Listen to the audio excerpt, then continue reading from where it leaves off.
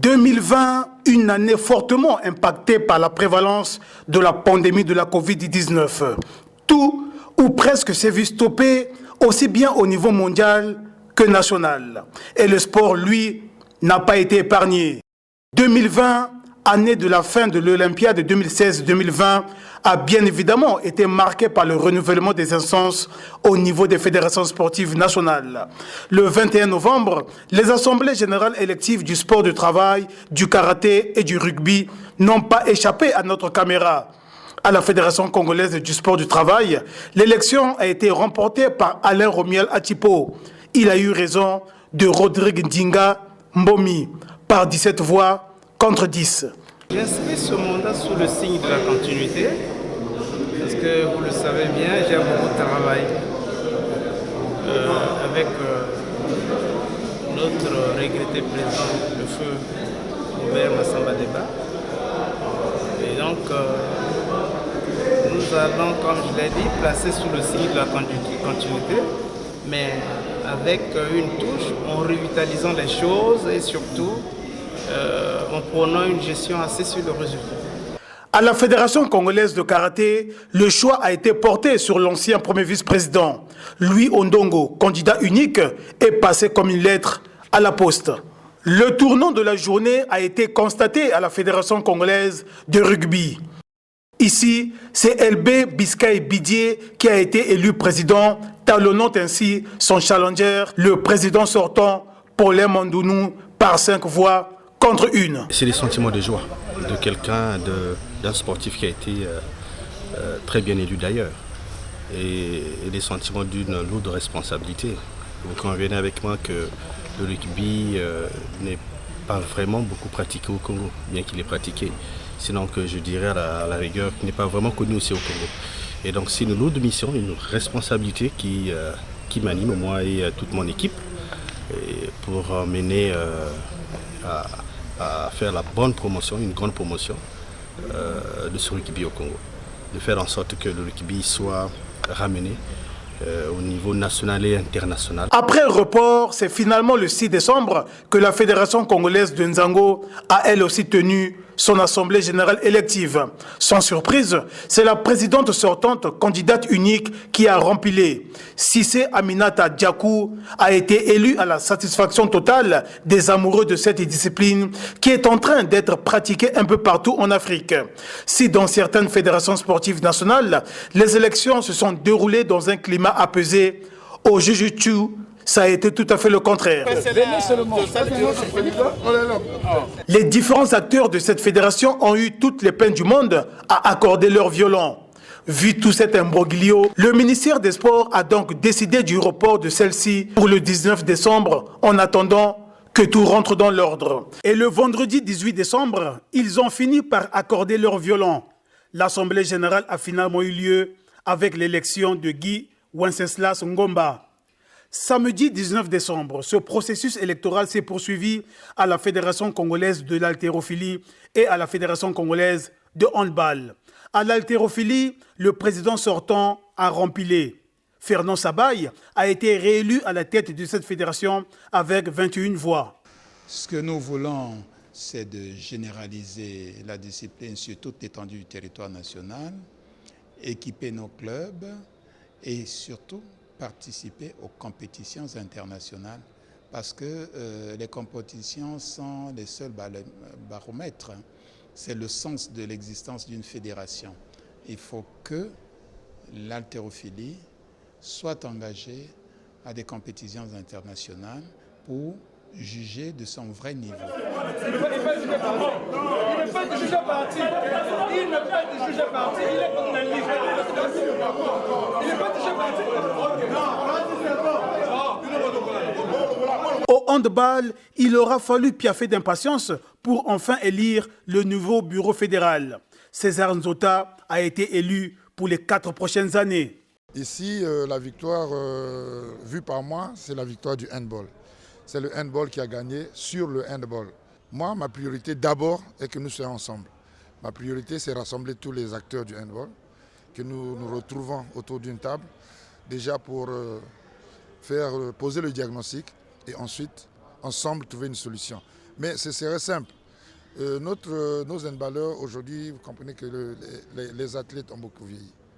Et le handball ne se pratique pratiquement qu'à Brazzaville et à Pointe-Noire, pratiquement. Cette élection à multiples péripéties a ressemblé à un penalty sans gardien. Et pour cause, César Nzota s'est retrouvé seul en lice puisque son challenger Guy Jonas Ntiba a préféré quitter la salle, contestant ainsi l'éligibilité de César Nzota. Nous avons estimé que s'il n'y a pas le respect du droit, il n'y a pas le respect des procédures qui régissent le handball, on ne peut pas participer à une telle élection. Vous savez, déjà, il a été retenu que nous devrons d'abord aller à l'Assemblée générale. Qu'est-ce que nous constatons? C'est vrai que le président de la Fédération congolaise sortante, n'étant pas là avec quelques membres de ses bureaux, on a décidé de voter la motion de la déchéance. La déchéance, c'est au fait un acte juridique qui consiste à faire perdre à certains membres des droits, par exemple le droit au vote. Lorsque nous avons frappé le comité exécutif de la déchéance, ça veut tout simplement dire que tous ceux qui ont participé, tous ceux qui ont travaillé durant cette période de temps devraient être frappés d'illégibilité. Parce que nous avons une motion de déchéance qui est là, votée par tous. On ne comprend pas pourquoi on admet certains membres du bureau exécutif de continuer à être élus. J'ai dit aux représentants de l'ACAB que, monsieur le représentant de l'ACAB, vous êtes en train, là encore une fois de plus, d'enfoncer le handball congolais vers le bas. C'est après avoir constaté avec tristesse et amertume l'absence à ces assises du bureau exécutif sortant et de son président que l'Assemblée, sous la supervision du délégué de la Confédération africaine handball IHF, Soumara Kouyaté, que la motion de déchéance a été votée. Au judo, c'est le statu quo. Prévu pour le samedi 19 décembre, cette assemblée a été de nouveau reportée sine die. Et le comité de normalisation de la Fédération congolaise de judo en a profité pour évoquer quelques dysfonctionnements. C'était au cours d'une conférence de presse donnée par Aya Kalodje. Il y a comme contradiction entre nous qui sommes ici au pays et M. Azouk qui est de l'autre côté sur la composition réelle du corps électoral. En ce net moment, vous allez constater qu'il y a des notes que M. Azouk est en train de prendre, contrairement à la note que M. le ministre avait prise le 25 novembre 2020, où il avait été demandé de convoquer l'Assemblée en la date du 19, conformément à la circulaire ministérielle du 4 juin 2020. Nous-mêmes, là où nous sommes, nous nous posons la question de savoir, entre le ministère des Sports, qui est le garant, le patron du sport au Congo, le patron des fédérations au Congo, et M. Azouk, qui avait été délégué par l'Union africaine, nommé par une note ministérielle de M. le ministre des Sports, Hugues Ngolondele, présentement, qui est le vrai patron qui gère le sport, notamment la Fédération congolaise de judo. Et sur le terrain, les candidats, eux, ont poursuivi avec la campagne en attendant que le ministère des Sports et de l'Éducation physique communique de nouveau une nouvelle date pour la tenue de ces assises. Nous pouvons aussi relever la naissance de certaines nouvelles fédérations. Le cas ici de l'Association congolaise de boxe pied-point qui devient Fédération sportive nationale. Le dimanche 18 octobre, le nouveau bureau exécutif a tenu son assemblée générale constitutive, travaux présidés par son président Géry Blaise Bolé. Les 5 meilleures fédérations de ce pays. C'est le défi que nous nous sommes fixés, que le bureau s'est fixé. C'est le défi que nous allons tous relever et c'est le défi que nous devons réussir. Que chacun se mette à l'ouvrage et aujourd'hui on va célébrer cette transformation. On n'attendra plus que la validation administrative. Une fois qu'elle sera faite, les dés seront lancés, ça sera à nous de prouver que l'État doit nous faire confiance. Si dans certaines fédérations sportives nationales, 2020 a été une année infructueuse en termes d'activité à la Fédération congolaise de football, par contre, on a pu se mettre quelque chose sous la dent. Pas en termes d'organisation de compétition comme telle, mais plutôt aux activités liées à la pandémie. Le lundi 26 mai, le bureau exécutif de la Fédération congolaise de football a apporté sa contribution à hauteur de 12 millions de francs CFA au Fonds national de solidarité contre la Covid-19. En cette même période difficile, la FIFA a volé au secours des fédérations de football au niveau continental. Et le 16 mai, le président Jean-Guy Blaise Mayolas a réuni les clubs de Ligue 1, Ligue 2, les Diables Rouges locaux, les Diables Rouges dames et les U23 dames afin de procéder à la redistribution justement de cette subvention. À cet effet, c'est auprès des secrétaires généraux des clubs que les chèques d'1 million de francs CFA ont été remis. Ceux de la Ligue 2 ont reçu un chèque de 500 000 francs CFA. Les Diables Rouges Chan, eux, ont reçu via les transferts téléphoniques la somme de 100 000 francs CFA à chacun. Les Diables Rouges dames et les Diables Rouges U23, elles aussi, ont reçu la somme de 100 000 francs CFA à chacune. Les différents bénéficiaires n'ont pas manqué de saluer l'initiative. Nous sommes très contents parce qu'actuellement nous sommes dans les difficultés pour essayer un peu de aider nos joueurs dans le cas du confinement. Donc là, le président de la Fédération congolaise de football vient de nous remettre des chèques tels que nous en Ligue 2. Nous avons reçu 500 000 francs. Et on va se débrouiller avec. Déjà, vous savez qu'en cette période, nous vivons des moments très difficiles. Et dès lors que la fédération, la FIFA via notre fédération réagit de telle manière, c'est déjà une bonne chose. Il faut d'abord dire merci. Parce que quand quelqu'un te partage, la première des choses, c'est dire merci. Et c'est un grand merci, c'est un grand souffle pour les dirigeants et les sportifs que nous sommes. Donc ça ne peut que réjouir tout un chacun de nous. Personnellement, je tiens à remercier la fédération et nos dirigeants des clubs d'avoir ne pas circulé les mauvaises informations chez les joueurs. Donc, et dans l'ensemble, nous disons merci au président de la fédération. De recevoir ce que la FIFA a donné et la fédération congolaise pour la prestation qu'on a fait par rapport à la compétition et la pandémie qui est venue étouffer presque le monde entier de football. Étant que capitaine de l'équipe, j'ai remercié la Fédération congolaise de football et la FIFA. Signalons qu'au nombre des corporations qui ont bénéficié de cette subvention figure entre autres la presse sportive nationale. Le président Jean-Guy Blaise Mayolas a fait parler sa générosité en reconnaissant le travail héroïque abattu par les reporters. Et sur le terrain, en raison justement de la Covid-19, les différents stades ont été fermés. Le ballon n'a donc roulé sur aucune pelouse par manque de championnat. Un arrêt qui a eu de lourdes conséquences puisque nos représentants en compétition africaine interclub ont été éliminés dès le tour préliminaire. Une grosse honte pour le football congolais. En Coupe de la Confédération, le 28 novembre, l'Étoile du Congo a concédé un match nul d'1 but partout face aux Angolais du FC Bravos. Lors de la manche retour à Luanda le 6 décembre, le nul de 0 but partout a éliminé les Stéliens. En Ligue des champions africaine, le 29 novembre à Ouando, l'AS Otto est de son côté tenu en échec par les Soudanais d'El Meriek. Score du match, 1 but partout. Le 4 décembre, lors de la manche retour à Khartoum, les Congolais sont éliminés, battus sur le score de 2 buts à 0. En nation, malgré la pandémie du coronavirus, la Confédération africaine de football a décidé de la poursuite des éliminatoires de la Coupe d'Afrique des Nations Cameroun 2022. Le jeudi 12 novembre, lors de la 3e journée, le Congo a reçu les Eswatini. La rencontre qui s'est jouée à huis clos conformément au protocole sanitaire a été remportée par le Congo qui s'est imposé sur le score de 2 buts à 0. Et le 17 novembre, lors de la manche retour en Mbabane, match comptant pour la 4e journée, les Diables Rouges ont été contraints au nul de 0 but partout.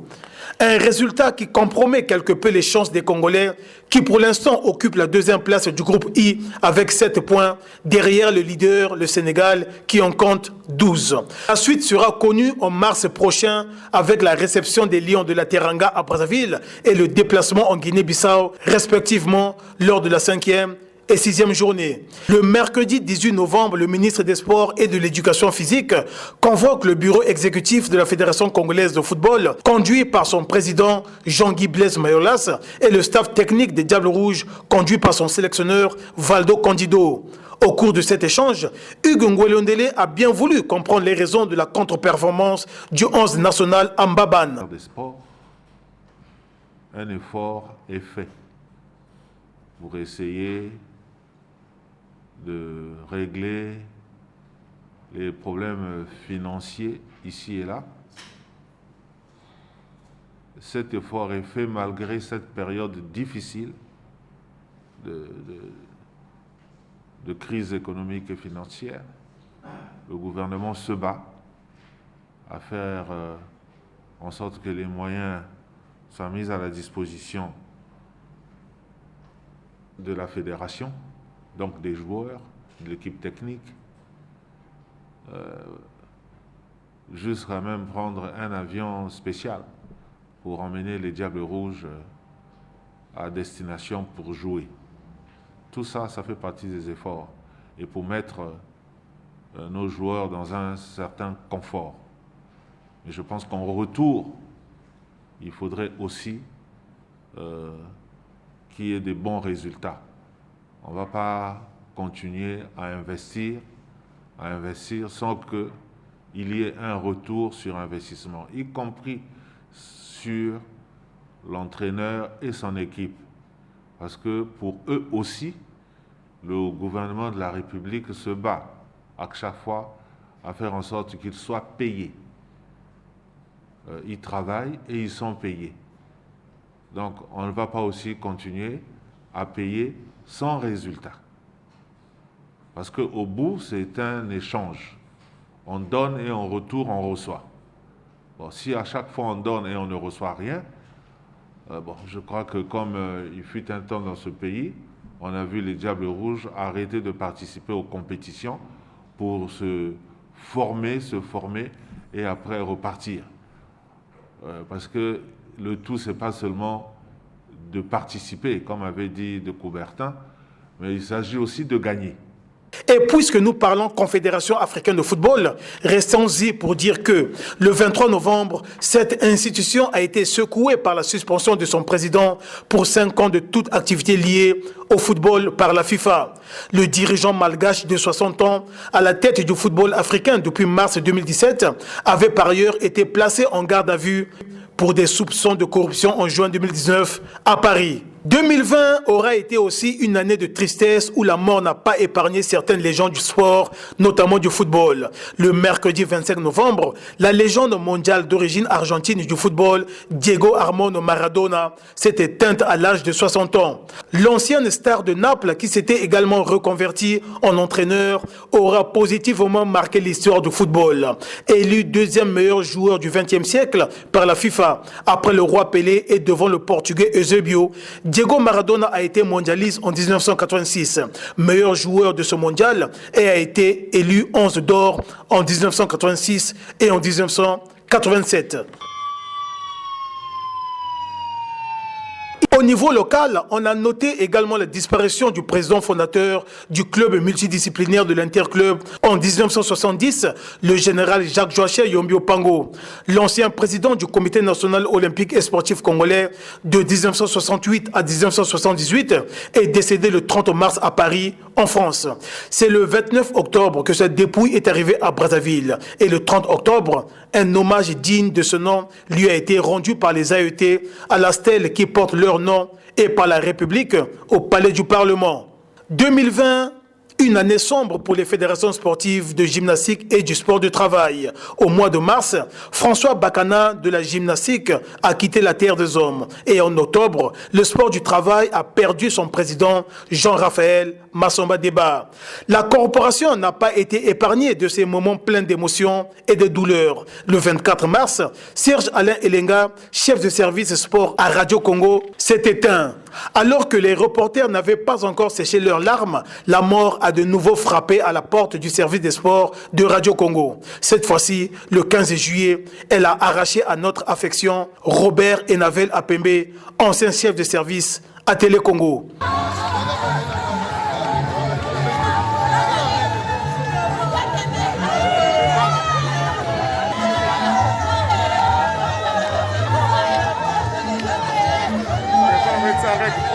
Comme on le constate, 2020, année pas trop reluisante en raison de la pandémie coronavirus, n'a pas permis à plusieurs compétitions de se jouer, notamment au niveau local. On espère tout simplement que celle-ci sera vaincue et que 2021 sera une année de bonheur pour le sport tout azimut.